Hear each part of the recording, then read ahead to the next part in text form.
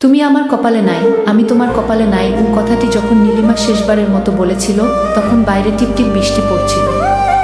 অনেকের মনে হয়েছিল বৃষ্টিটা আকাশের নয়, তার নিজের ভেতরের কোনো এক ভাঙচুরের শব্দ। নীলয় আর নীলিমার সম্পর্কের বয়সটা ছিল দীর্ঘ 7 বছর। চায়ের দোকানের আড্ডা, বিশ্ববিদ্যালয়ের করিডোর আর হাজারো চড়ুইভাতির মতো দিনগুলো কেটেছিল একসাথে। তারা একে অপরের অবাধ্য চুল গোছানো থেকে শুরু করে চোখের ভাষা সবটাই পড়তে পারত। কিন্তু জীবনের নিষ্ঠুর বাস্তবতা কখনো কখনো সবচেয়ে নিখুঁত গল্পটাকেও মাঝপথে থামিয়ে দেয়। নীলিমার বাবা একজন অবসরপ্রাপ্ত সরকারি কর্মকর্তা, যার কাছে ভবিষ্যতের নিরাপত্তার শব্দটা ভালোবাসার চেয়ে অনেক বেশি ভারী। আর অনেক সে তখনও নিজের একটা স্টার্টআপ দাঁড় করানোর স্বপ্নে বিভোর। পকেটে যার সম্বল বলতে ছিল কেবল এক বুক আত্মবিশ্বাস আর নীলিমার প্রতি গভীর ভালোবাসা। পরিবারের প্রচণ্ড চাপ আর অনেকের অনিশ্চিত ভবিষ্যৎ, এই দুইয়ের যাতায়াতে ক্লিষ্ট হয়ে নীলিমা একদিন অনেকের মুখোমুখি বসে। অনেক, আমরা হয়তো অনেক চেষ্টা করেছি, কিন্তু কিছু কিছু জিনিস আমাদের হাতে থাকে না। বাস্তবতার সামনে দাঁড়িয়ে মনে হচ্ছে তুমি আমার কপালে নাই, আমি তোমার কপালে নাই।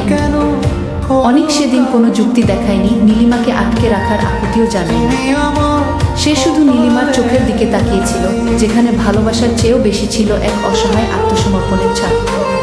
তারা দুজনে দুটি ভিন্ন দিকে হেঁটে চলে গেল। 5 বছর পর সময় কারো জন্য থেমে থাকে না। অনেকের স্টার্টআপ এখন শহরের অন্যতম সফল একটি আইটি ফার্ম। সে এখন আর সেই পকেটখালি তরুণটি না। গাড়ি, বাড়ি, সামাজিক প্রতিষ্ঠান সবই হয়েছে তার।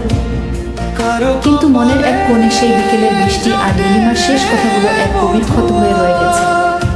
অন্যদিক নীলিমার বিয়ে হয়েছিল তার বাবার পছন্দের এক পাত্রের সাথে, কিন্তু নিয়তির পরিহাস, সেই নিশ্চিত ভবিষ্যৎ দীর্ঘস্থায়ী হয়নি। বিয়ের 3 বছরের মাথায় এক সড়ক দুর্ঘটনায় নীলিমার স্বামী মারা যান। নীলিমা এখন এক বেসরকারি স্কুলে চাকরি করে নিজের মতো করে একাকী জীবন কাটাচ্ছে।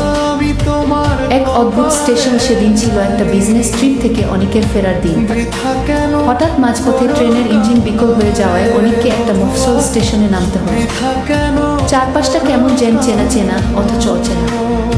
স্টেশনের ছোট চায়ের দোকানে গিয়ে সে যখন 1 কাপ চায়ের অর্ডার দিল, ঠিক তখনই পাশ থেকে একটা চেনা কণ্ঠ ভেসে এল। মামা, চায় চিনি একটু কম দিয়েন। অনেক চমকে তাকিয়ে দেখল নীলিমা।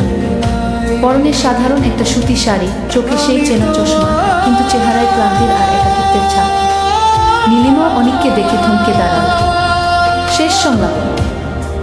তারা স্টেশনের এক কোণে গিয়ে বসল।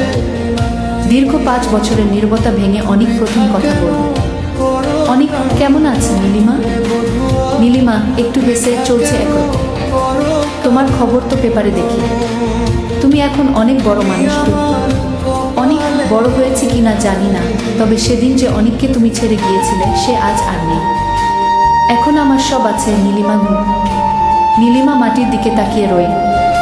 তার চোখ বেয়ে এক ফোঁটা জল গড়িয়ে পড়ল। সে ফিসফিস করে বলল, আমি জানি অনেক, আমি ভুল ছিলাম না, কিন্তু পরিস্থিতি আমাদের ভুল প্রমাণ করে দিল। অনেক নীলিমার দিকে তাকিয়ে বলল, তুমি সেদিন বলেছিলে আমরা একে অপরের কপালে নাই। আজ যদি আমি বলি চলো সব নতুন করে শুরু করি, এখন তো আর কোনো বাধা নেই। নীলিমা অনেকের চোখের দিকে তাকাল। সেই চোখে এখনো আগের মতোই ভালোবাসা, কিন্তু নীলিমা মাথা না। না অনেক, কিছু জিনিস ভাঙলে আর জোড়া লাগে না। তখন আমি পরিস্থিতির শিকার ছিলাম, আর আজ আমি আমার স্মৃতির কাছে বলব, কপাল আমাদের সেদিনই আলাদা হয়ে গেছে। আজ আমরা যেখানে দাঁড়িয়ে সেখান থেকে পেছনে ফেরার কোনো রাস্তা নেই। ঠিক তখনই অনেকের ট্রেনের হুইসেল বেজে উঠল। ট্রেন চলে এসেছে। অনেক উঠে দাঁড়াল। সে বুঝতে পারল কপাল বলতে আসলে কিছু একটা আছে। কখনো কখনো মানুষ একে অপরকে তীব্রভাবে ভালোবেসেও একসাথে থাকতে পারে। তারা একে অপরের জীবনের অংশ হয়, কিন্তু গন্তব্য হয় না। অনেক ট্রেনের দিকে এগিয়ে গেল, আর নীলিমা প্ল্যাটফর্মের ভিড়ে হারিয়ে গেল। তারা সত্যি একে অপরের কপালে ছিল না, কিন্তু একে অপরের হৃদয়ের সবচেয়ে সুন্দর আর অবিনশ্বর গল্প হয়ে রয়ে গেল।